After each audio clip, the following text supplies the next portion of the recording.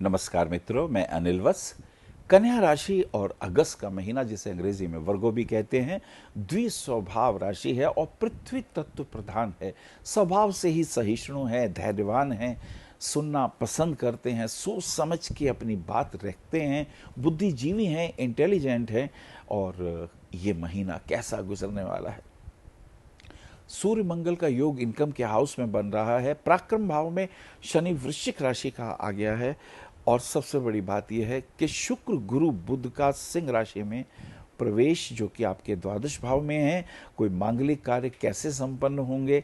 और लगन में स्वभावता कन्या राशि जिनकी है, राहु और केतु का प्रभाव आपको प्राप्त हो रहा है। तो कैसे ये योग बनने जा रहे हैं, पारिवारिक जीवन कैसा रहेगा, हस्बैंड वाइफ के रिलेशन कैसे रहेंगे, उनमें कोई सुधार आने की उम्मीद है या नहीं, वगैरह वगैरह, इन बातों पे चर्चा आज हम करने वाले हैं। जी हाँ, कन्या राशि पहली से लेके और दूसरी और तीसरी तारीख की बात करते हैं, तो इसमें मुझे ऐसा लगता है कि संतान के पॉइंट ऑफ व्यू से थोड़ी सी परेशानी, मानसिक तौर पे भी थोड़ा डिप्रेशन है, लेकिन ये डिप्रेशन दूर हो जाएगा। कोई शुभ या मांगलिक कार्य घर में संपन्न होगा। हो सकता है कोई विवाह संबंधी घटना हो, या हो सकता है कहीं कोई परचेजिंग की बात हो, घर के इंटीरियर की बात हो, या विदेश यात्रा की बात हो, या बिजनेस प्रमोशन के लिए कुछ आपस में मित्रों के साथ बैठ के कुछ प्लानिंग की बात हो। तो कुल मिला के इसमें खर्चा भी है, इसमें धन का व्यय भी है, इसमें थोड़ा डिप्रेशन भी है।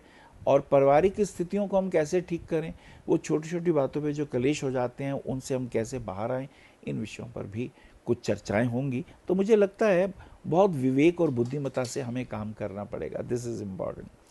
चलिए आगे चलते हैं, 4, 5, 6 की यात्रा करते हैं। 4 तारीख को मरकरी का, बुध का एक प्रवेश है। बहुत कीमती सिंह राशि में मरकरी का प्रवेश हो जाता है। मरकरी जो है आपका कन्या राशि जिनकी होती है, उनके लगन का और दशम भाव का स्वामी होता है। और जब ये 12वें भाव में जाता है तो मेहनत ज़्यादा होता है, बोलना ज़्यादा होता है, फिजिकल वर्क ज़्यादा होता है, विचारिक वर्क ज़्यादा, स्ट्रेस वर्क ज़्यादा आता है। ऐसे में हमें अपने पे कंसंट्रेट ज़्यादा करना होगा। ये बहुत इम्पॉर्टेंट और लाभदायक भी रहेगा। और इसी के साथ साथ अपनी सेहत का भी ध्यान रखना है, क्योंकि ये बहुत इम्पॉर्टेंट है। कहते हैं ना, जान है तो जहान है। ये वाली बात बहुत कीमती है। हो सकता है खेल के जगत में कहीं खेलने का मौका मिले तो अच्छा स्कोर करेंगे। अपने हेल्थ को और अपने स्टेमिना को मेंटेन करते हुए रहना है। थोड़ा सा योगा और थोड़ा सा एक्सरसाइज वगैरह करने से कीप यू फिट, ताकि जो फिट है वही हिट है। और यही जीवन की विशेष उपलब्धियां भी हैं। चलिए हम बात करते हैं अब 5, 6, 7 तारीख की बातें करते हैं। 5, 6, 7 तारीख के अंदर कुछ इस प्रकार का लगता है धन का व्यय है, किसी शुभ कार्य के अंदर धन का व्यय, क्योंकि the Lord of 9th house and is 2nd house, भाग्य का और जो कि धन का स्वामी शुक्र है, वो व्यय भाव में खर्चे वगैरह करा रहा है। धन का व्यय है, भाग्य का भी व्यय है, भागा दौड़ी भी बहुत ज़्यादा है, और कुछ मांगलिक कार्य भी लगता है। 4th एंड 7th का लॉर्ड जुपिटर की भी वहाँ स्थिति है, असेंडेंट एंड 10th के लॉर्ड मरकरी की भी वहाँ स्थिति है। तो ये सारे कॉम्बिनेशन कोई शुभता तो ला रहे हैं, बिकॉज ये जो कॉम्बिनेशन है इसमें धन का व्यय है, और इसके अंदर कुछ अपने परिवार के मित्रों के साथ जुड़ के भी कोई अच्छा निर्णय हो सकता है, वैवाहिक निर्णय हो, कोई पार्टी वगैरह हो, कहीं बाहर विदेश यात्रा की बात हो, तो कुछ ना कुछ अच्छा व्यय, खर्चे इत्यादि का योग बन रहा है। चलिए 10, 11 और 12 तारीख की बात करते हैं। ये समय कुछ अनुकूल होगा, बेहतर होगा, स्ट्रेस थोड़ा कम होगा। वो जो भाग दौड़ थी उससे हम थोड़ा घर आ गए हैं, थोड़ा सा शांति है, टेंशन वगैरह जो है अब दूर हो रही है। और जो हमारे ऑफिस की भी टेंशन थी वो भी अब थोड़ी कूल डाउन हो रही है। ये इसके अंदर खास चीज़ दिखाई देती है। 11, 12 और 13 तारीख की बात करते हैं। 11, 12 और 13 तारीख के अंतर्गत जो हम यात्रा करते हैं उसके अंदर इनकम के पॉइंट ऑफ व्यू से हम चिंतित हैं। हमें जितना रुपया चाहिए वो उतना नहीं हो पा रहा है, और जो हो रहा है तो बीमारियों में जा रहा है, हो रहा है तो बेकार के कामों में जा रहा है, बीमारी में जा रहा है, डॉक्टरी में जा रहा है, कहीं और कहीं हमारे कर्जे हों उनको निपटाने में जा रहा है। थोड़ी चिंता की बात इसमें बनी हुई है। मुझे लगता है थोड़ा सा हमें ध्यान देना होगा, वो इम्पॉर्टेंट होगा। अगली यात्रा करते हैं जिसमें कि 17, 18, 19 तारीख की यात्रा करते हैं।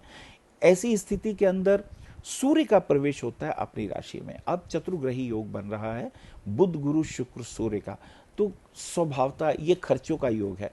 हो सकता है कहीं शादी में परचेजिंग हो, कुछ गोल्ड का परचेजिंग हो, कुछ कपड़े का परचेजिंग हो, कोई ना कोई मांगलिक कार्य होने वाला है। और अपनी हेल्थ का भी ध्यान रखिएगा। सिर्फ डिस्क तंग कर रही है, कमर के दर्द तंग कर रहे हैं, पैरों के दर्द, शाइटिका का पेन, ये सारी चीज़ें डिस्टर्ब कर रही हैं। किडनी वगैरह का ध्यान रखिएगा, लीवर वगैरह के इन्फेक्शन नहीं होने चाहिए। This is very important. इन चीज़ों का हमें ध्यान रखना होगा, वरना प्रॉब्लम हमारी बढ़ सकती है। चलिए आगे चलते हैं। 19, 20, 21 तारीख की हम यात्रा करते हैं। ये समय हमारा हेल्थ के पॉइंट ऑफ व्यू से थोड़ा सा टेंशन में है, क्योंकि ये परिस्थिति परेशान इसलिए कर रही है क्योंकि जो इस वक्त थर्ड हाउस का जो हमारा लॉर्ड है वो वीक है at that place in the 11th house. तो मुझे लगता है अपने मित्रों में भी, यार दोस्तों में भी कुछ डिफरेंसेस हो रहे हैं। अगर हम पार्टनरशिप कर रहे हैं तो उसके अंदर भी टेंशन वगैरह का योग दिखाई दे रहा है। चलिए आगे यात्रा करते हैं। 23, 24, 25 तारीख की यात्रा करते हैं। बुध का कन्या राशि में प्रवेश हो जाता है। ये समय अब अच्छा होगा। अब थोड़ा हेल्थ कूल डाउन होगा, अब थोड़ी प्रॉब्लम भी कम होंगी, और अब जो भागा दौड़ी थी उसमें भी चैन आने वाला है। और मुझे लगता है फाइनेंशियल प्रॉब्लम भी, उसके भी कुछ मार्ग निकल के हमारे सामने आने वाले हैं। 26, 27 और 28 तारीख की अगर हम यात्रा करते हैं तो थोड़े हेल्थ इश्यूज जो हैं वो आगे से सॉर्ट आउट हो गए हैं, लेकिन कमर का दर्द बार बार आ रहा है। वेरिकोस की प्रॉब्लम ना हो, और अगर आपका वो है तो उसका हमें ध्यान रखना होगा। थोड़ा योग, थोड़ा मॉर्निंग वॉक करनी बहुत ज़रूरी है, और ध्यान तो बहुत ज़रूरी है, क्योंकि स्ट्रेस कहीं ना कहीं हमारे शरीर में हमें ज़्यादा तंग करता है। तो मुझे लगता है कि ये जो महीना है कन्या राशि वालों का, और अगर आगे 30 तारीख की हम बात करते हैं तो कुछ हस्बैंड वाइफ के रिलेशन में भी तनाव है, डिस्प्यूट है, छोटी छोटी बातें हैं। अगर कोई बेइज्जती कर रहा है, आप पति 4 आदमियों में इंसल्ट कर रहा है तो बुरा लगेगा ना। तो मुझे लगता है हस्बैंड वाइफ को एक दूसरे की रिस्पेक्ट करनी चाहिए, केयर करना चाहिए, ऑनेस्टी होनी चाहिए, रिस्पेक्ट होनी चाहिए। ये 4 पॉइंट का हमें ध्यान रखना बहुत ज़रूरी है। और कन्या राशि वालों को मैं कहूँगा पन्ना रत्न वो ज़रूर पहने। डायमंड और पन्ना रत्न उनके लिए बहुत अच्छा है। तो पन्ना रत्न 6 सवा 6 रत्ती का सबसे छोटी उंगली में पहन सकते हैं, और इसी के साथ साथ डायमंड भी पहना जा सकता है, नहीं तो ओपल रत्न भी पहन सकते हैं। ये आपके लिए बहुत अच्छा रहेगा। दुर्गा सप्तशती का पाठ अगर करें, उसमें भी देव्या कवच, अर्गला और कीलकम, तो आपके लिए बहुत अच्छा है। भगवान शिव की आराधना भी बहुत प्यार प्रीतिकर होती है।